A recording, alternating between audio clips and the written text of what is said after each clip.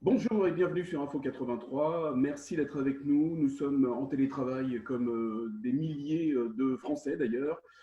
Nous sommes à la maison. Patrick Issartier est avec nous également. Salut Patrick, Salut Thierry, bienvenue. en direct des studios de Info 83. Et nous continuons, pardon, c'est le mot confinement en fait qui me fait supprimer le U. Effectivement, donc ce confinement, nous continuons à vous le faire vivre sur Info 83 tous les jours, votre façon de vivre cette situation inédite, je vous le rappelle. Et là, aujourd'hui, nous recevons donc un représentant des pompiers du Var, c'est Sébastien Janssen qui est avec nous. Sébastien, bonjour. Bonjour, bonjour à tous. Bonjour Sébastien. Bienvenue sur Info 83. Comment allez-vous tout d'abord? Oui, très bien. En ce qui me concerne, confiné comme tout le monde pour des mesures d'isolement, mais pour l'instant, ça se passe bien. Alors justement, comment vous le vivez, vous, ce confinement? Et après, on va parler de votre corporation, la corporation locale, hein, c'est-à-dire de l'agglomération toulonnaise, des pompiers. Alors, en ce qui me concerne, pour poursuivre notre activité syndicale, je suis en télétravail à domicile et donc avec des échanges réguliers, mes collègues d'autres départements et aussi avec l'administration, souvent par le biais de la messagerie WhatsApp. Eh bien, alors pour la corporation, comment ça se passe actuellement pour les pompiers? Parce que vous êtes sur quel secteur? On va préciser votre secteur de compétences. Alors, c'est Toulon. Le syndicat autonome représente les pompiers du Var, mais moi, précisément, je suis affecté à la caserne de Toulon-Ouest. Alors, quelle est la situation pour vous, pompiers, à Toulon? Que faites-vous? Comment intervenez-vous? Est-ce que vous intervenez beaucoup? Et que constatez-vous sur le terrain? Oui, alors, il y a eu une première phase avant les mesures de confinement dans laquelle l'administration, en concertation avec le SAMU 83, avait pris des mesures pour limiter les interventions de sapeurs-pompiers sur les cas de contamination. Les personnes victimes jusqu'à présent étaient transportées par des ambulanciers privés. Donc, ce qui a fait que pour les pompiers, on a constaté une baisse de l'activité du secours d'urgence à personne d'environ 15%.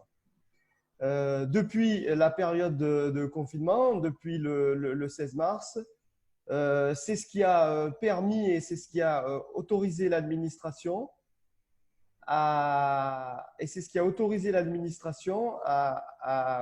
réduire les équipes au minimum. Donc, nous fonctionnons actuellement dans un service réduit au minimum dans l'attente d'une éventuelle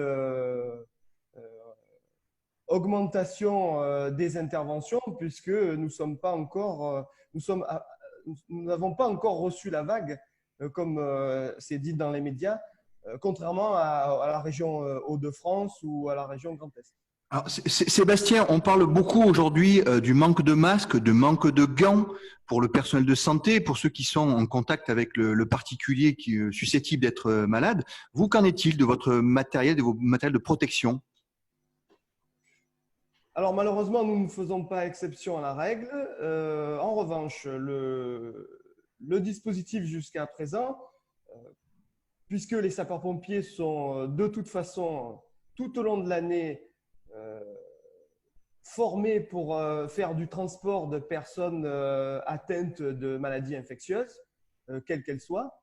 Donc, nous étions déjà formés et équipés avec des masques, des blouses jetables et des protections oculaires. Et effectivement, la question va se poser sur le stock dans la mesure où le nombre de transports va augmenter et on s'attend à ce qu'il augmente de manière exponentielle. Donc, pour l'instant, des consignes ont été données de rationnement de ces EPI, de ces équipements de protection individuelle, dans l'attente d'un éventuel accroissement de cette activité. Quel est l'état d'esprit dans les casernes, Sébastien? Alors, je ne vous cache pas que bon nombre de mes collègues sont inquiets. Ils sont inquiets aussi parce qu'ils ont des familles confinées avec eux à leur domicile. La plus grande crainte viendrait pour eux d'une éventuelle contamination à leur retour d'une garde de sapeurs-pompiers. Est-ce que vous prenez la température dans les casernes? Non, pas encore.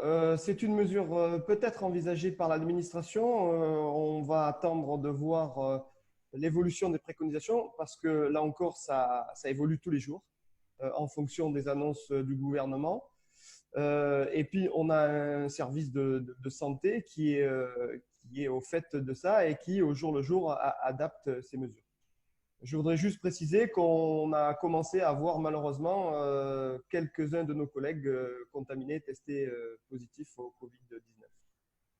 Donc, sans faire de catastrophisme, Sébastien, vous êtes donc en attente d'intervention. C'est bien ça? Vous n'êtes pas pour l'instant reporté sur un quelconque service, par exemple des services hospitaliers pour prêter main forte. Mais qu'avez-vous constaté? Donc, est-ce qu'il y a bien, en fonction des relations que vous avez avec les ambulanciers, par exemple, les infirmières ou le personnel des hôpitaux, donc il y a bien une augmentation de cas et un afflux vers les hôpitaux, puisque nous n'arrivons pas à avoir des informations précises, outre les chiffres qui nous sont communiqués par le gouvernement? Alors, pour ce qui est des sapeurs-pompiers, l'activité habituelle continue. N'oublions pas que nous assurons le secours d'urgence à personne tout au long de l'année. Cette période ne déroge pas à la règle et aussi la lutte contre les incendies. Sur l'activité elle-même, transport, patient, coronavirus, non, au niveau des sapeurs-pompiers, nous n'avons pas encore constaté d'augmentation majeure.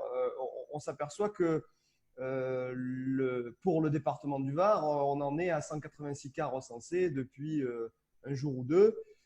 Alors effectivement, ça augmente régulièrement.